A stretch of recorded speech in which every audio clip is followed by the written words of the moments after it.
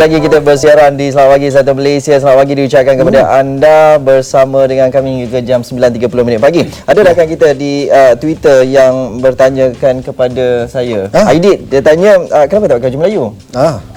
Saya nak jawab macam ni sebab baju Melayu setahun sekali satu pasang macam tu. Jadi kena cuci pakai lagi. Tapi biasalah. Dia kan tak kira bangsa tau sebenarnya. Pun ada orang pakai baju Melayu. Betul. Macam masyarakat Cina yang pergi ke rumah beraya pun pakai baju Melayu. Jadi itu merupakan satu sebahagian daripada kita sebagai warga Malaysia. Barulah kita harmoni kan. Ada rakan saya, rakan baru, Siva, datang beraya di rumah. Kejap, jumpa kat mana ni rakan baru ni? Rakan atas rakan datang beraya. Jadi dia datang pakai baju Melayu lengkap. Dengan samping dan sebagainya. Kat mana-mana rakan. Itu dia. Itu yang satu yang kita suka kerana itulah keistimewaan Malaysia sebenarnya. Berbilang kaum, berbilang bangsa, hidup aman harmoni, itu yang kita nak kekalkan. Betul. Sebab bila tahun baru Cina, kita ni pakai baju kalau perempuan pakai cunsang, yang lelaki pakai apa? Sangfu. Kita pun pakai baju macam tu kan. Jadi ini orang kata tu penyatuan ataupun keharmonian yang wujud di negara kita. Jadi untuk itu sebenarnya pagi ini kita nak menyentuh tentang soal proses penyatuan negara kita yang sudah pun bermula sejarahnya lebih panjang lagi sebelum merdeka lagi sebenarnya. Kita dah menyebut tentang hal ini sampailah lepas merdeka. Ini menjadi satu perkara yang sangat besar yang perlu kita gerakkan oleh pihak kerajaan sehingga ke hari ini. Tapi masih lagi kita bercakap tentangnya. Kenapa? Kenapa? Jadi kita nak tanya kan kepada tetamu kita, Profesor Datuk Dr. Teo Kok Siong yang merupakan ahli jawatankuasa kluster sejarah, warisan dan sosial budaya Majlis Profesor Negara, dan juga kita ada tetamu Profesor Dr. Mansur Muhammad Noor yang merupakan jawatankuasa tugas-tugas khas Majlis Profesor Negara. Selamat datang, selamat pagi, selamat Hari Raya. Selamat Hari Raya. Okey, puasa 6. Dah mula dah puasa 6 dah? Alhamdulillah. Kita sepatutnya mula juga hari Isnin kan? Betul lah, sesuai dengan hari Isnin. Okey, baik. Tapi bila nak sebut tentang soal penyatuan, macam saya cakapkan tadi lah, ianya dah bermula lebih lama lagi. Sehingga ke hari ini masih lagi kita nak sebut tentang penyatuan. Sepatutnya mungkin dah itu bukan satu isu lagi dah sepatutnya kan, selepas menjalani satu proses yang panjang lebih 50 tahun dah. Tapi kenapa lagi masih kita bercakap tentang itu, Prof? Ya, setelah kita merdeka 56 tahun, kita masih belum bersatu padu dalam erti kata yang sebenarnya. Kita masih berpecah. Dan perpecahan itu dapat kita lihat pada perpaduan negara itu. Tiga kaum besar di Semenanjung masih tidak bergabung sebagai satu unit bangsa Malaysia.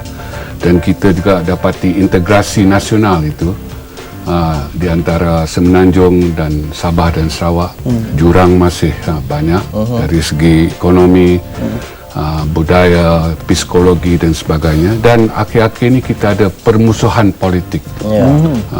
PRU 13 yang belum damai lagi sampai hari ini. Jadi kita berjaya membentuk negara Malaysia, tetapi nampaknya kita belum berjaya membentuk manusia Malaysia itu. Jadi proses 56 tahun masih berterusan, kita masih belum bersatu padu, kita masih berpecah. Adakah perjalanan kita masih panjang, masih jauh? Boleh dikatakan panjang kalau kita sendiri sebagai rakyat Malaysia tidak bersedia untuk bersatu padu. Tapi kita punya unique selling point apabila kita jual negara kita di negara luar, contohnya dalam sektor pelancongan. Kita negara majmuk, kita hidup harmoni dan sebagainya. Tetapi realitinya bagaimana, Prof? Dia sebenarnya apa yang Datuk timbulkan tadi sebenarnya matlamat akhir kita perpaduan negara dan integrasi nasional. Tapi dia matlamat akhir lah. Jadi apa yang kita panggil dalam proses ke sana, itu yang kami di Institut Kajian Etnik mengatakan konsep dia ialah kesepaduan nasional. Jadi di Malaysia yang agak terbina ialah kesepaduan nasional, di mana kita berjaya dengan perlembagaan yang ada, dengan rukun negara yang ada, dengan budaya perbayaran yang ada. Kita telah berjaya membina rakyat yang berbeza, yang berbagai tetapi sudah berkongsi nilai bersama. Yang ada persoalan yang kita masih lagi kontes persoal tentang perlembagaan, tentang pelaksanaan, tapi sudah ada ruang untuk kita berbincang, negotiate, dan akhirnya lahir konsensus terangsur. Dan kita pun sebenarnya kata perhati, ini benda-benda yang sebenarnya dia tidak menjurus kepada konflik, mungkin tegang, mungkin hangat. Tetapi saya perhati apa yang menjadi kecoh akhir-akhir ini ialah ketidakmatangnya aktor-aktor politik di Malaysia. Ini yang membakar semangat. Ini yang sebenarnya kita panggil membuat ideologi politik yang memecah belahkan masyarakat. Kalau dulu PAS dengan UMNO masih tak selesai. Sekarang sudah ada golongan baru pula, golongan bandar yang menolak UMNO dan BM. Lepas tu golongan Cina yang menolak MCA Gerakan dan UMNO. Dan bagi saya ini perlu diurus. Itu sebenarnya yang berlaku. Itu masalah ada. Kalau kita tengok penyatuan nasional ini sebenarnya dah dimulakan dari zaman tahun 71 lagi dengan kewujudan Majlis Perpaduan Negara oleh mantan Perdana Menteri Tun Razak.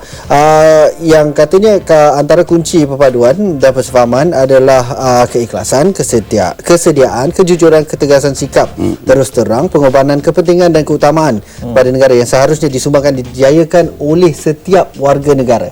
Dan kalau kita tengok sebelum PRU 13 sebenarnya itu tidak menjadi masalah, tapi selepas itu tiba-tiba dia datang satu yang macam apa sebenarnya yang berlaku dalam masa 50 berapa tahun ini yang kita rasakan dulu tak ada masalah, tetapi apabila selepas PRU, pasca PRU terus ini tembak sana tembak sini, tak puas hati sana tak puas hati sini, macam mana tu? Saya rasa kita ada masalah semenjak kita merdeka dan semenjak kita bentuk negara Malaysia itu. Tetapi kita selalu tidak mau membicarakan masalah itu. Pada PRU ke-13 baru-baru ini, pencetusnya, faktor pemangkinnya dan itu yang terus menjadi satu isu yang besar di negara kita.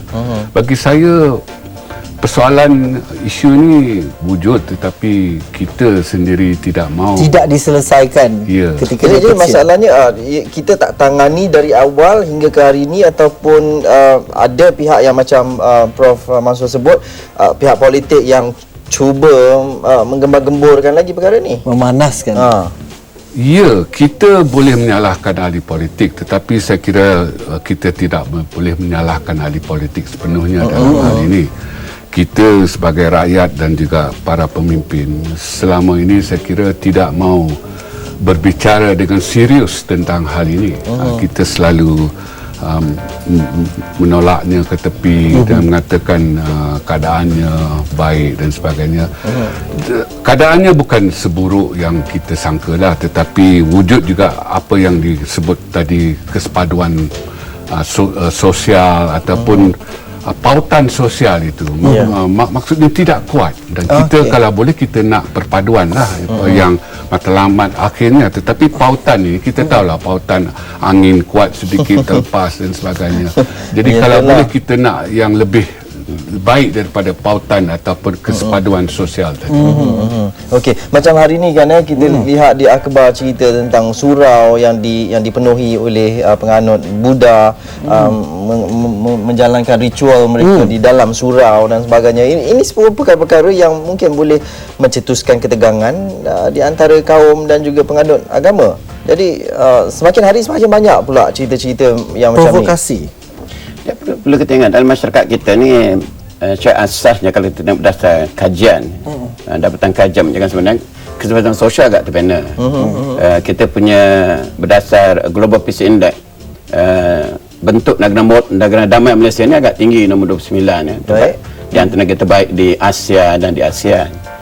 Dan kita lihat dalam yang terbaru, Obama dah kata Malaysia ni sebuah negara moderate, negara Islam moderate dan maju. Dan terbaru Malaysia ni Wall Street Journal kata Malaysia adalah kita panggil pendamai moderat. Kan sebenarnya nama kita agak gagah kan?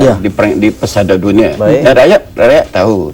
Tapi pasal ini saya perhati macam Datuk Teo kata tadi, kan kita ni sebenarnya tak sedar kita panggil the unintended consequences of development. Kan pembangunan yang berjaya kita buat malah di IB menapa tu melahirkan masyarakat yang agak terbuka. Tapi kita masih lagi bermain dengan pemikiran politik lama, mengurus kerajaan berdasar style yang orang persoalkan lagi kan. Jadi tidak mengambil kira golongan-golongan terabai. Akhirnya saya perhati dan tidak gagal menangani rasuah. Bagi saya, kalanya Malaysia ni, kalau kita nak membina kenegaraan tadi, ke tingkat lagi kepautan tadi, kepautan sosial tadi, sebenarnya governance kena bagus. Dasar pembangunan mesti inklusif.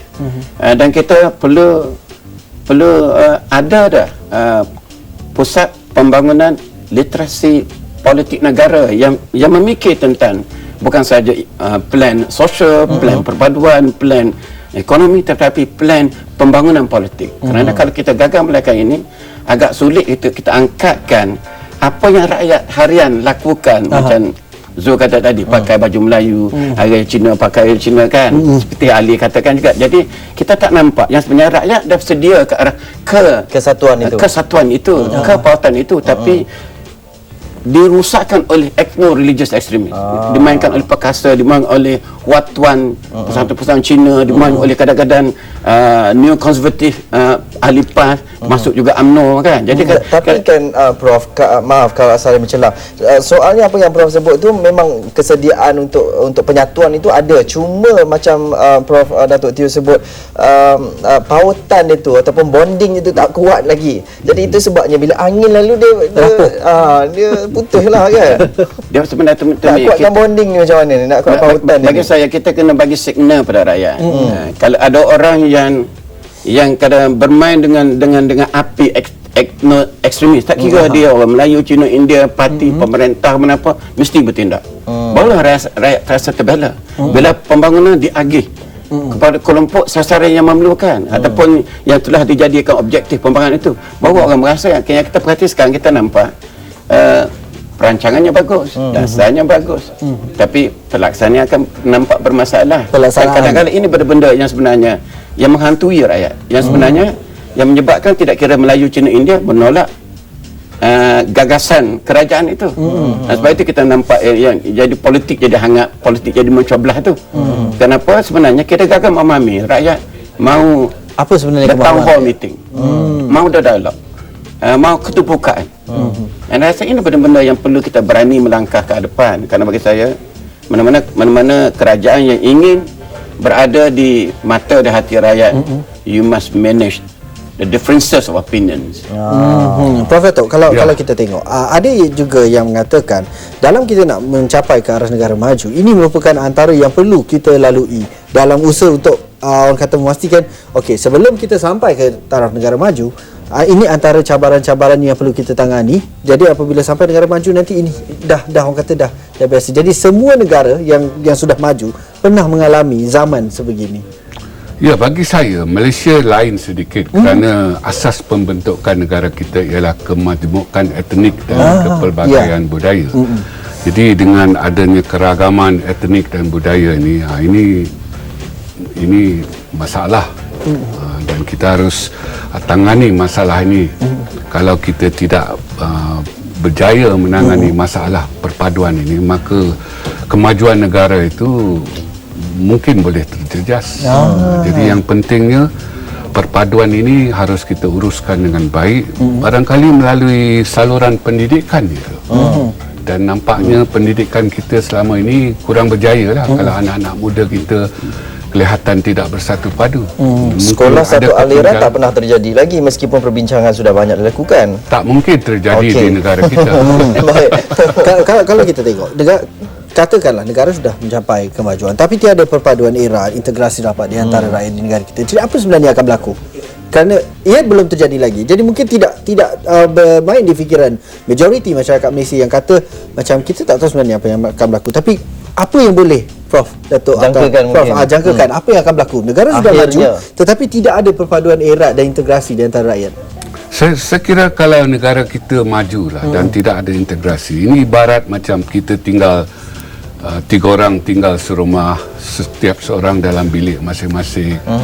Dan kalau nak ke bilik air, nak keluar, kita tak percaya pun kita dengan kita mengunci bilik kita, dan kita akan bawa segala harta benda kita keluar ke mana-mana. Terus gigi semua masuk bilik kan bila nak maju. Jadi kita tidak tahu perkara ini berlaku. Tinggal serumah tetapi tidak ada perasaan mempercayai di antara satu sama lain. Baik, sebagai sebuah organisasi ataupun satu gerakan di bawah Majlis Profesor Negara menjadi penasihat kepada kerajaan dalam banyak hal, apa yang dilakukan sebenarnya untuk menguatkan kembali pautan dan juga meneruskan apa yang sedang kita usahakan ke arah kemajukan yang lebih baik lagi dalam kalangan rakyat? Apa yang dilakukan oleh Majlis Profesor Negara? Kita telah mengadakan beberapa roundtable conference untuk memahami penyatuan nasional dan cabaran-cabaran dia. Dan Kongres Profesor Negara tahun ini pada bulan November pun akan temanya terus ke atas penyatuan nasional, dan kita sedang buat kajian. Kerana kita perhati perkara ini perlu berdasar fakta, berdasar penemuan daripada masyarakat, barulah kita boleh mengurus. Dan ini di antara benda-benda yang kita sedang rancangkan. Macam kita rancang dengan RTD dengan belia. Saya rasa, dan kita akan berhadapan dengan KSN untuk menengahkan pandangan kita bagaimana nak mengurus negara ini, supaya macam Prof Teo kata tadi lah, masalah tu tak boleh disembunyikan, mesti urus. Dan sebenarnya kekuatan kita mengurusnya selama ini, itulah kekuatan itu sebaik-baiknya lah. Sebab apa, Majlis Profesor Negara ni ahlinya semua berilmu, profesor-profesor kat Malaysia ni. Jadi perlu pasti saya sangat-sangat percaya yang ada idea-idea yang perlu, yang boleh dilakukan kan, untuk memastikan negara kita terus aman. Kalau kita tengok di peringkat mungkin sekolah rendah, saya rasa tak ada masalah itu tentang keharmonian sebagainya. Kita duduk di kantin sekolah, makan bersama-sama. Sekolah menengah pun rasanya tak ada masalah. Tapi kenapa bila selepas tamat sekolah baru benda ni orang kata tiba-tiba je hilang? Orang kata perpaduan tu semua hilang, masing-masing buat hal sendiri. Padahal masa sekolah dulu duduk sama-sama, bersukan sama-sama, berlari sama-sama, ponteng sekolah pun sama-sama. Dan saya kira sekarang sistem persekolahan kita tidak seperti dahulu. Sekarang kita ada pelbagai sistem. Sekolah kebangsaan rata-ratanya dihadiri oleh pelajar-pelajar Melayu 90%. Sekolah kebangsaan Cina 90% Cina, 10% bukan Cina. Sekolah India 100% India. Jadi kita malah menggalakkan pengasingan etnik ini berlaku pada usia yang terlalu muda.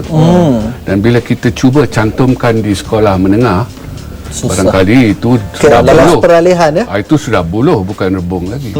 Jadi kita harus fikirkan kembali sistem pendidikan kita yang pelbagai ini. Bagaimana kita boleh memanfaatkannya ke arah perpaduan yang lebih erat ini. Tadi bila saya sebut tentang soal satu aliran, memang Prof Datuk sebut tak mungkin berlaku. Jadi apa yang boleh kita lakukan untuk di peringkat awal ni? Saya rasa kita perlu manfaatkan sistem berbagai aliran sekarang.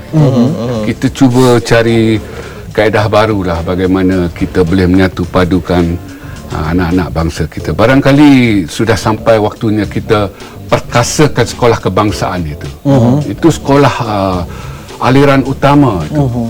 Jadi kalau boleh semua anak bangsa kita dari 3 keturunan ini digalakkan bersekolah di sekolah kebangsaan ini. Bagaimana? Yang ikut mengajar bahasa-bahasa ibunda.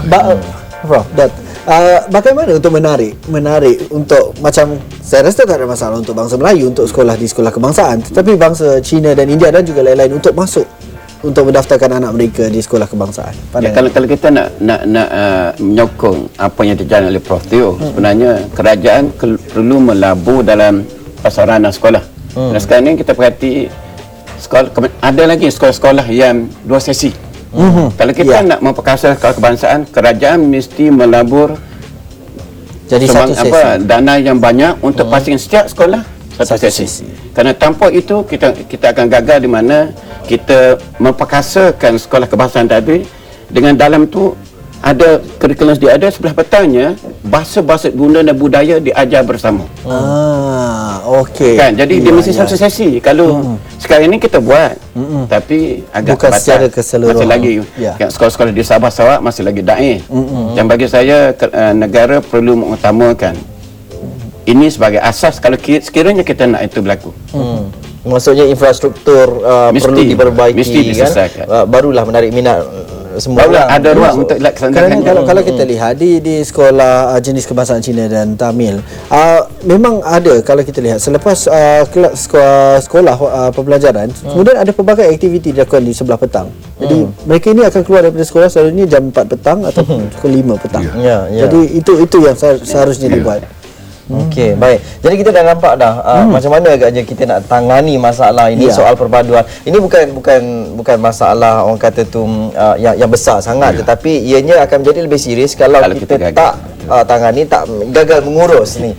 Soal perbezaan ni perlu diuruskan dengan baik ni. Itulah kalau kita tengok sebelum ini mungkin kita menutup mata, kita cuba menutup apa saja yang ada, cuba dikambuskan. Tapi kali ini kita apabila sudah dikeluarkan, sudah diwawalkan, sudah ditontonkan kepada masyarakat. Jadi kita sebenarnya setiap satu daripada ahli masyarakat perlu memainkan peranan penting dalam menjaga orang kata sensitiviti masyarakat. Jangan cuba mengadakan sebarang provokasi yang boleh menggugat keharmonian kita.